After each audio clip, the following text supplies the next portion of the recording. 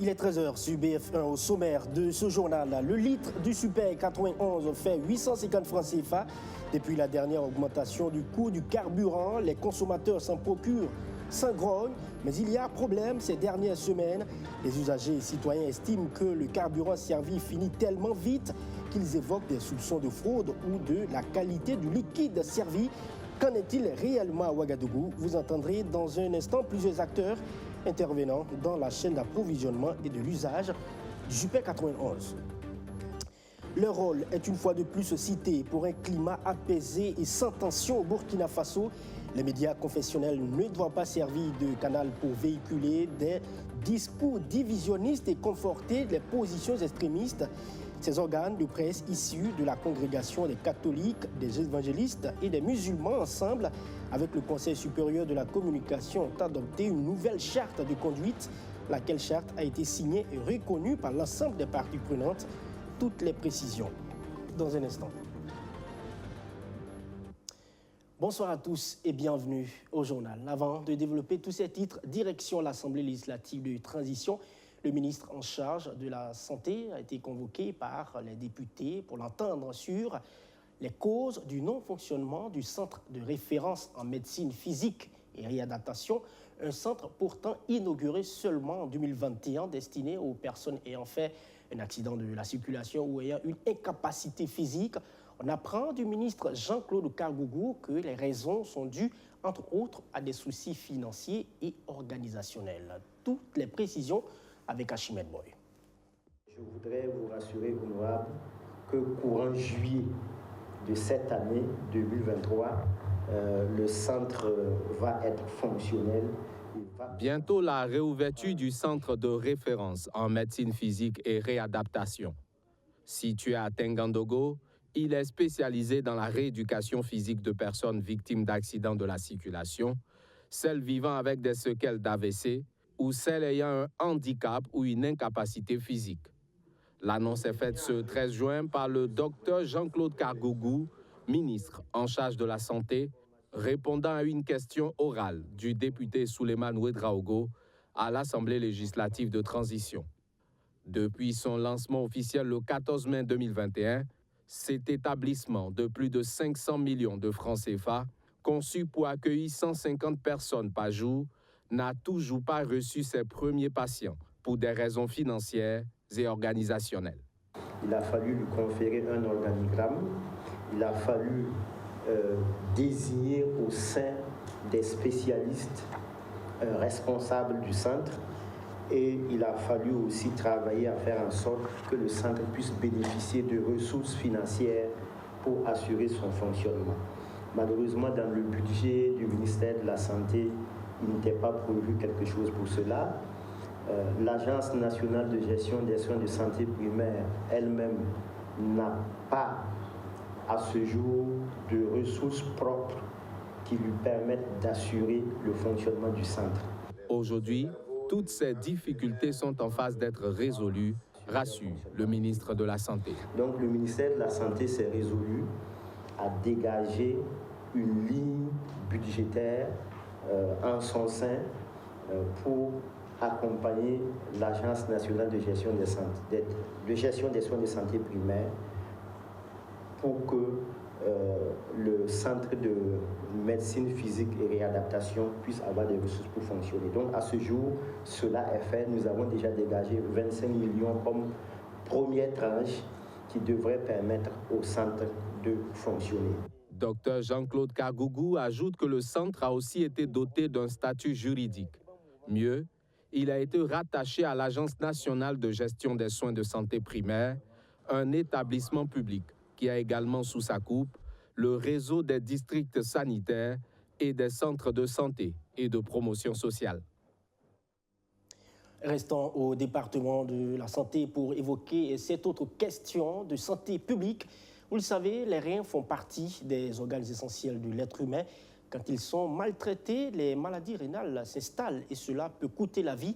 Conscient de cet état de fait, l'association burkinabé des dialysés et insuffisants rénaux lance une campagne de sensibilisation pour justement prendre soin de tous ceux qui sont malades. Eh bien, l'association était chez les étudiants de l'École nationale de santé publique en marge de la journée mondiale du rein. Océane Daboné et Sandrine Zougouri. Si vous consommez trop de sel, d'aliments gras, vous risquez d'avoir une maladie rénale, selon Dr Gérald Koulibaly, chef de service de néphrologie au centre hospitalier universitaire de Yalgado. L'insuffisance rénale est une maladie caractérisée par l'incapacité des reins à éliminer les déchets et à équilibrer les liquides de l'organisme humain. Et pour célébrer la journée mondiale du rein, l'association burkinabé des dialysés et insuffisants rénaux sensibilise les étudiants de l'École nationale de santé publique. La maladie rénale est ce qu'on appelle une tueuse silencieuse. On estime qu'à peu près 2% de la population souffre de la maladie rénale. Et pourtant, les capacités de prise en charge est très faible, cette capacité-là.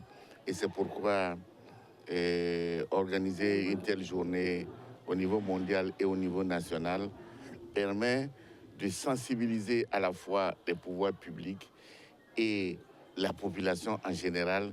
J'ai eu à avoir plus d'explications concernant la maladie rénale. Et pour moi, en particulier, qui me prépare à être sage-femme, et concernant la femme enceinte, j'ai su comment diagnostiquer la maladie rénale. Si toutefois cette maladie n'est pas détectée à temps, quelles sont les conséquences, les complications que peut présenter la femme enceinte, surtout lors de l'accouchement? Elle est une pathologie qui peut conduire à la mort si elle n'est pas détectée à temps. Et pour cela, les membres de l'association énumèrent les causes de la maladie et comment la prévenir. Les causes majeures dans le monde entier, c'est l'hypertension artérielle et le diabète sucré. Et maintenant, il y a d'autres causes telles que l'infection. Par exemple, l'infection par le VIH, l'hépatite virale, et donc c'est des causes infectieuses essentielles. Alors ça, la prévention des causes héréditaires, c'est de dépister et d'éviter que deux personnes à risque se retrouvent ensemble. Voilà, donc ça c'est des conseils qu'on donne, des conseils génétiques. Maintenant, pour la prévention des causes majeures, la prévention de l'hypertension artérielle, la prévention du diabète, on sait qu'il y a quelque part l'alimentation qui intervient. Notons qu'au Burkina Faso, le traitement disponible pour l'insuffisance rénale chronique terminale est la dialyse. Et l'État burkinabé subventionne à hauteur de 5 milliards de francs CFA le traitement de la maladie rénale. Allez, quittons le domaine de la santé pour parler de vivre ensemble et de cohésion sociale dans un climat de crise sécuritaire. Eh bien, le rôle de tous ces acteurs de la société civile est bien plus encore important, encore mieux parlant des médias qui ont un rôle très important qui impacte sur la vie de la nation. Et le Conseil supérieur de la communication souhaite alors que les médias, et surtout confessionnels, ne soient pas des canaux où l'extrémisme violent véhiculé, une charte de bonne conduite et un guide de gestion de contenu médiatique à caractère confessionnel dans les médias non confessionnels a été élaboré pour la cause. Et toutes les parties prenantes, justement, ont signé cette charte hier mardi avec pour objectif principal lutter contre la radicalisation. On retrouve Sandrine Zougouri pour le compte-rendu. Désormais, une charte de bonne conduite des médias confessionnels et un guide de gestion des contenus médiatiques à caractère confessionnel dans les médias non confessionnels pour recadrer ces organes de presse dans le traitement des informations en situation de crise. Selon le Conseil supérieur de la communication, les questions religieuses sont très sensibles en ce moment et chaque média doit être professionnel pour éviter d'entacher la cohésion sociale. Avec ces deux instruments, le Conseil supérieur de la communication veut lutter contre la radicalisation et l'extrémisme violent. Et il compte sur les médias pour mener ce combat. C'est un engagement pour que leurs médias ne soient pas un outil qui va diviser notre pays. Et nous sommes satisfaits de l'aboutissement de ce processus-là parce qu'il a impliqué principalement les trois grandes confessions religieuses de notre pays, l'Église catholique, la mission évangélique et aussi la communauté de la fêtière des associations islamiques du Burkina Faso. Donc toutes ces trois grandes communautés ont été impliquées de bout en bout et ont apporté leur contribution pour qu'on adopte cette charte-là qui veut que les médias confessionnels, dans ce contexte difficile que nous traversons là, soient attachés à servir la cohésion sociale et la paix dans notre pays. En assainissant ainsi le contenu des messages à caractère confessionnel dans les médias, les signataires s'engagent à respecter les lois de la dite charte et les 7 règles du guide. Au regard du contexte dans lequel nous vivons, il faille que l'autorité de régulation effectivement se saisisse de cette question qui a trait aux questions des contenus à caractère religieux. Parce que vous savez que c'est un sujet assez sensible. Si ce n'est pas très bien encadré, il peut facilement avoir des débordements. Donc c'est vrai que déjà dans les cahiers des charges, nous sommes suffisamment interpellés là-dessus, mais qu'il faille qu'on impose ou qu'on instaure une charte de bonne conduite de ces différents programmes, je pense que ce n'est pas de trop et que ça va venir renforcer davantage la vigilance des responsables de médias que nous sommes, de sorte à ce que nous ne laissions pas tout passer au niveau des médias sur le plan religieux. Témoin de l'acte, le gouvernement est convaincu qu'avec les médias, les résultats seront probants. Le gouvernement de la transition fonde l'espoir que la mise en œuvre scrupuleuse des dispositions ou des règles de conduite de ces 2 précieux documents de référence contribuera à assainir davantage le contenu du discours religieux dans les médias. Il s'agit notamment des propos attentatoires à la tolérance religieuse et ceux pouvant inciter à la radicalisation ou à l'extrémisme violent. L'élaboration de ces 2 instruments s'inscrivent dans le cadre du projet de renforcement de l'encadrement des émissions à caractère confessionnel en vue de lutter contre l'extrémisme violent et promouvoir la paix et la cohésion sociale au Burkina Faso. Sa mise en œuvre a été assurée par le Conseil supérieur de la communication et l'Observatoire national des faits religieux. Je vous l'annonçais tantôt. Vous êtes-vous arrivé de constater que le carburant mis dans votre réservoir a tendance à vite finir après juste quelques kilomètres de parcours? Eh bien, sinon, sachez qu'à Ouagadougou, cela ne souffre d'aucun doute. Et plusieurs usagers ont fait le constat et continuent de s'interroger sur cette méthode. Pourtant, au Burkina Faso, c'est au moins 6 millions de litres de consommation du carburant par jour. Quand les uns évoquent les soupçons d'arnaque sur la qualité même du carburant servi, les autres parlent de fraude, une pratique bien connue par plusieurs usagers et consommateurs. Eh bien, on le disait donc, les autres parlent de fraude, une pratique bien connue par le réseau national des consommateurs du Burkina Faso ou des pompistes. Nous avons fait le constat pour vous dans les rues de Ouagadougou. Par jour, au Burkina Faso, les usagers consomment au moins 6 millions de litres de carburant. Et à Ouagadougou, dans la capitale, c'est plus de 3 millions de litres par jour. Il ne se passe pas de jours, d'heures ou de minutes sans qu'une voiture ou une motocyclette ne fasse un tour dans des stations-service pour s'approvisionner. Et cela, malgré l'augmentation du coût du carburant qui est désormais de 850 francs CFA le litre. Avec cette moto qui prend du Super 91, Adama Ouedraogo croit faire ses courses avec une Bugatti Bolide 2020 sur une piste de Formule 1, tant le carburant finit vite. Vraiment, c'est désolant. Tu mets 500, tu ne peux même pas arriver à ton service. Voilà, donc vraiment, c'est devenu très très difficile. Ouh, ça, il ne faut même pas parler. Parce que, en tout cas, ce que vous venez de dire est juste. Même j'ai mis pour 1000 francs tout de suite là. Même pas, je dis, en quelques années, ça va finir. On comprend rien, qu'est-ce qui se passe.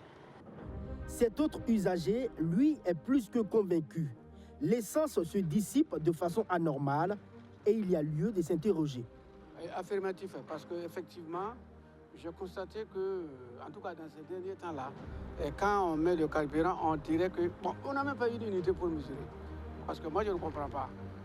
Sincèrement dit, je ne comprends pas. En tout cas, la quantité là a diminué. Ça, vraiment, je ne sais pas. Tout ce que je viens de mettre, j'ai mis pour 2000.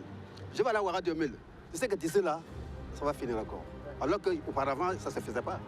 Mais ce n'est pas une évidence pour tous, surtout lorsqu'on a une voiture de ce type qu'on arrive à faire le plein du réservoir. Avec ce dernier, aucun changement n'est enregistré. Certains usagers pointent du doigt clairement les pompistes qui façonneraient le litre à la pompe. Les pompistes se défendent. Souvent ils parlent, mais nous, avec un autre niveau, nous on ne connaît pas ça. Voilà, sinon ils parlent, mais nous on ne connaît pas ça. Nous, notre matière, c'est de venir vendre le carburant. Nous, on ne peut pas ouvrir la pompe, voir quelque chose. Non, nous, on ne connaît pas ça. Ça, il y a une quantité. Si ça arrive, ça va ouvrir, nous, on laisse. Pour que la pompe aussi n'a pas de problème. Le problème est bien réel et est là, au point où, sur les réseaux sociaux, certains usagers pensent même que c'est du vent qui est servi dans les réservoirs, surtout lorsque cela est démontré, comme dans cette vidéo amateur. Regardez, 40. Et depuis là, je suis en train d'entendre ça.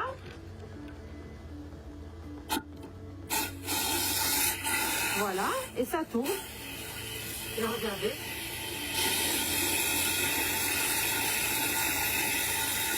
C'est donc dire que c'est possible. Certaines stations-service peuvent épouser cette pratique peu orthodoxe. Voilà, si tu ne fais pas quelque chose, il ne faut pas dire qu'il n'y en a pas. Voilà. Donc, d'autres peuvent le faire. Si tu ne le fais pas, c'est à toi d'expliquer à la personne que non, envers toi, tu ne connais pas ça. On explique qu'avant, avec l'augmentation là, 2000 avant, on avait 3 litres. Mais actuellement, pour avoir 3 litres, il faut avoir 2550. Donc, c'est ça qui fait que non, d'autres ne voient pas l'augmentation là. Mais que non, quantité là, c'est toujours le même. Si la quantité semble rester intacte, ce n'est pas le cas pour d'autres, singulièrement celles dans des quartiers et les villes secondaires du pays. Au niveau du réseau national des consommateurs du Faso, le phénomène n'est pas inédit.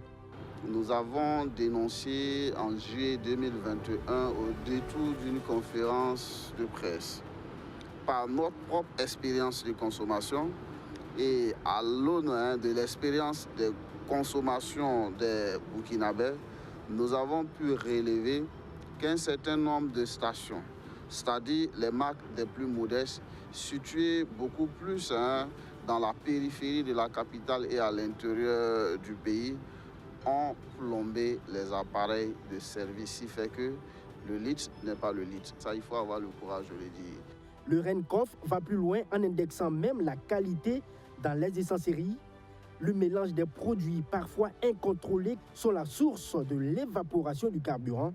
Un acte parfois fait de façon délibérée avec pour objectif de faire du profit. C'est plus que de l'anarque, et cela dans un silence qu'on ne comprend pas. Nous avons également constaté des défaillances au niveau de la qualité. Vous avez des essences en circulation avec un taux de toxicité 300 fois supérieur à la norme internationale, avec le mélange qui va avec. L'essence dans nos motos, dans nos voitures, s'évapore sous l'effet du soleil. Conséquence, les deux facteurs conjugués, le consommateur souffre.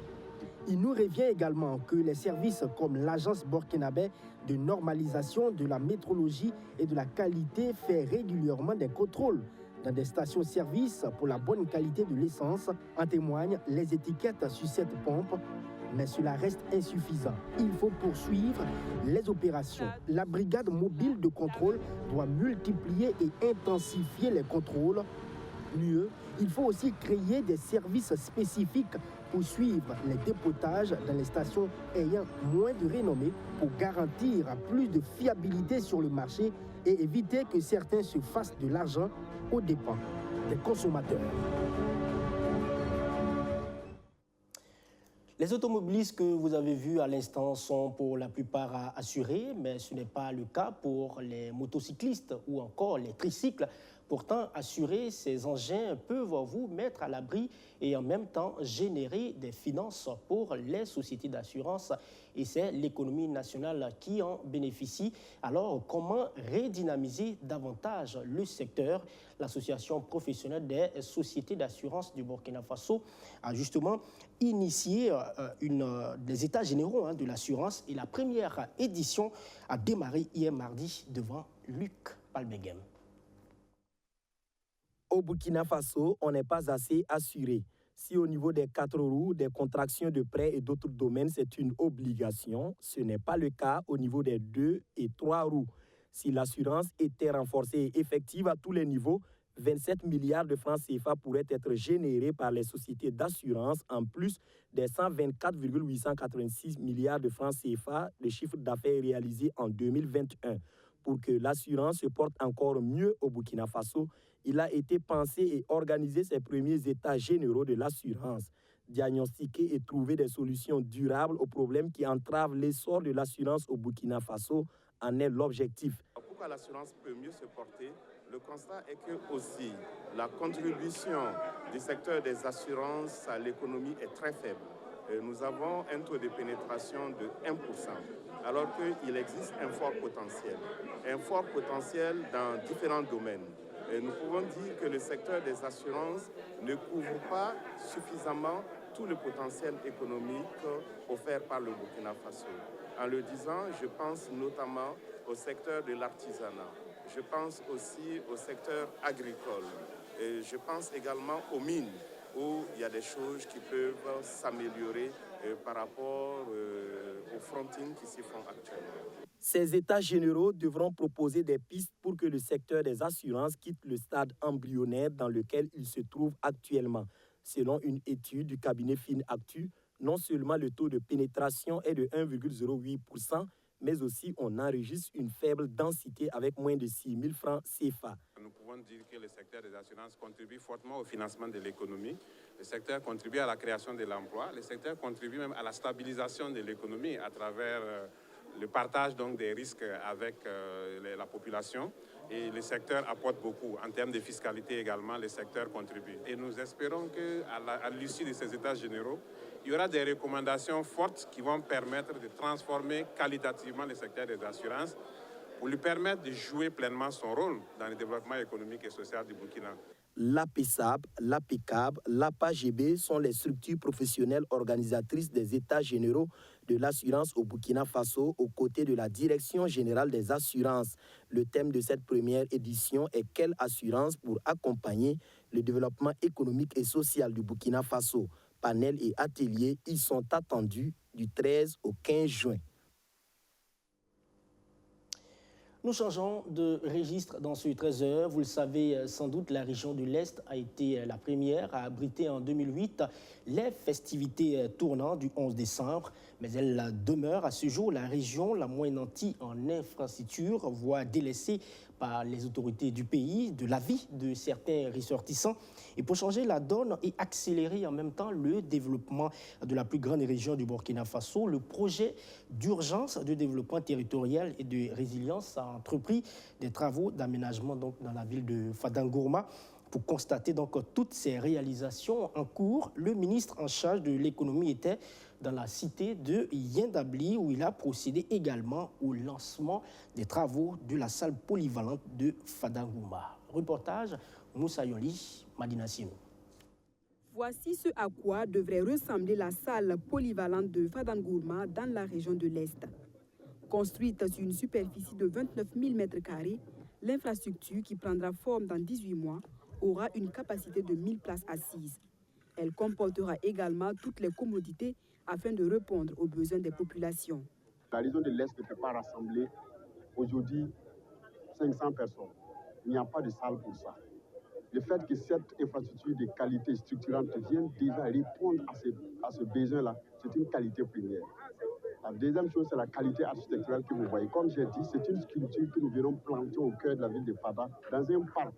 Regardez comment l'environnement est aujourd'hui. Nous verrons comme un poumon vert pour oxygéner tout l'environnement, mais aussi l'infrastructure. Donc la qualité première, c'est un pôle d'attraction. Autre chose, c'est les apports techniques. C'est-à-dire, tout ce qui sera utilisé dans cette salle-là, on fait appel à la technologie moderne, qui soit au niveau de la sonorisation, l'électrification, l'éclairage, et comme on appelle l'alimentation en eau potable. Tout s'inspire en tout cas des ressources naturelles que nous avons. Outre cette salle polyvalente, la cité de Nyandabli bénéficie également de la réalisation de 43 km d'ouvrages d'assainissement des eaux pluviales et de franchissement, le revêtement de 22 km de voiries, la construction et l'équipement de 2 CSPS. Et ce sont 25 milliards de francs CFA qui ont été mobilisés pour la réalisation de ces infrastructures qui entrent dans le cadre du PUDTR, projet d'urgence de développement territorial et de résilience. Un projet qui vise à booster le développement dans la région de l'Est, la première à abriter les festivités tournantes du 11 décembre, mais qui reste à ce jour la moins équipée en termes d'infrastructures. Nous pouvons dire que c'est vraiment avec satisfaction que nous avons vu les infrastructures qui ont été réalisées, que ce soit les ouvrages d'assainissement, que ce soit les centres médicaux et également la salle polyvalente que nous venons de lancer. Ça montre que vraiment il y a un travail qui est en train d'être fait par le PUDTR, donc avec l'appui de la Banque mondiale. Et nous souhaitons approfondir davantage pour faire de Fada vraiment une ville où il fait bon vivre, où les gens auront envie de venir. Parce qu'aujourd'hui, la ville de Fada a été très affectée par la situation sécuritaire et nous pensons que c'est vraiment le moment d'investir davantage pour faciliter la résilience des populations. En marge de la cérémonie de lancement des travaux de construction de la salle polyvalente, le ministre en charge de l'économie a remis 60 millions de francs CFA et des vivres aux autorités régionales pour la prise en charge des personnes déplacées internes, estimées à environ 124 000 dans la ville de Fadangourma. Dans l'actualité africaine ce mercredi, c'est l'Organisation des Nations Unies qui dit être inquiète de la situation des droits de l'homme au Sénégal. Une inquiétude exprimée suite aux violences intervenues dans le pays après la condamnation du leader de l'opposition politique Ousmane Sonko. Dans ces manifestations, le haut commissaire de l'ONU aux droits de l'homme dit avoir constaté l'utilisation d'armes à feu par les forces de sécurité contre les différents manifestants. Il demande donc qu'une enquête indépendante soit vite diligentée. On voit la suite avec nos confrères d'Africa News. Les Nations Unies se disent profondément troublées par l'évolution de la situation des droits de l'homme au Sénégal. Mardi, le porte-parole du haut-commissaire de l'ONU aux droits de l'homme a notamment mis l'accent sur l'utilisation d'armes à feu par les forces de sécurité contre les manifestants. Il a affirmé que l'organisation a demandé que les enquêtes ouvertes par les autorités sénégalaises soient rapides, indépendantes et approfondies. L'utilisation d'armes à feu par les forces de sécurité lors des manifestations constitue un précédent négatif pour le Sénégal. Il est de la responsabilité première des autorités sénégalaises de préserver le respect de longue date du pays pour les traditions démocratiques et l'état de droit, en garantissant le droit à la liberté de réunion et d'expression. Du 1er au 3 juin, le Sénégal a été en proie à ses pires troubles depuis des années après la condamnation de l'opposant Ousmane Sonko à 2 ans de prison ferme dans une affaire de mœurs. L'annonce de la condamnation a déclenché des violences qui ont fait officiellement 16 morts. Amnesty International estime à 23 le nombre de morts.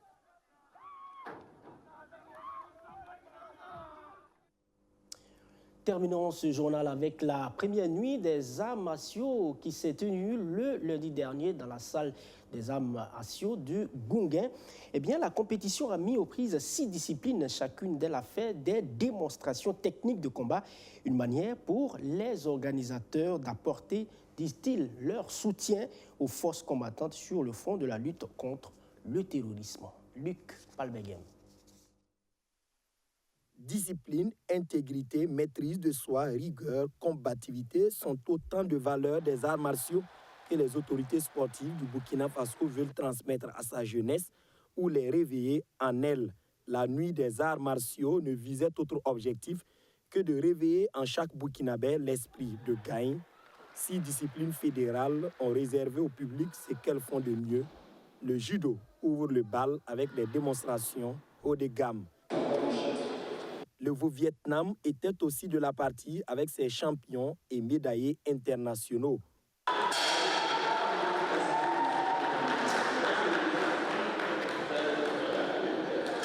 Au taekwondo, c'était un spectacle de taille avec un mélange de technique, de combat et de self-défense. Qui parle de dragon, parle de kung-fu wushu, sabre, bois, tai chi était de la partie avec autant de douceur que d'énergie. Il y avait par contre de la force et de la puissance dans les katas au niveau du karaté-do. Maître Corner Marié a savamment préparé ses karatékas pour la circonstance.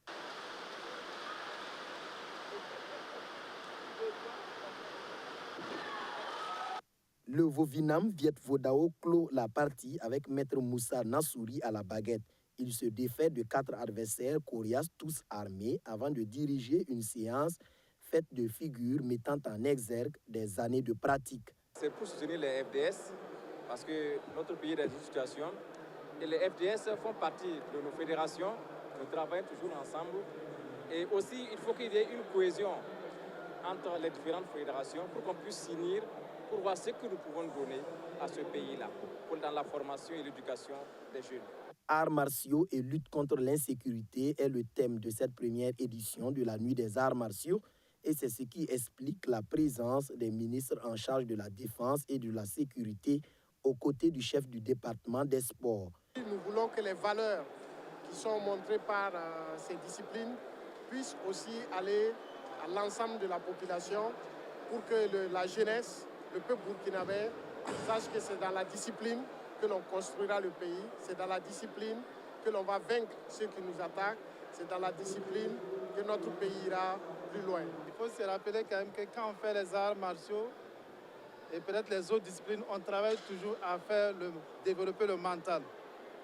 Et c'est ce mental-là qui fait la fierté, qui fait la force des athlètes. Et c'est cette résilience aussi qui fait cette histoire de mental qu'on demande. Y compris que l'ensemble des FDS et des volontaires pour la défense, pour la défense engagés, est en tout temps et en tout lieu. Judo, taekwondo, kung fu wushu, Vietnam, Vinam Viet Vo Dao, karaté, do sont les disciplines qui ont tenu en haleine le public de cette première édition de la Nuit des Arts martiaux. Voilà, madame, monsieur, vous faites toujours bien de nous suivre. C'est la fin de ce journal. Merci à vous tous de l'avoir suivi. Je vous retrouve demain à 13h ici, même pour notre session d'information, toujours avec le même plaisir. Je vous salue. Un très bel après-midi.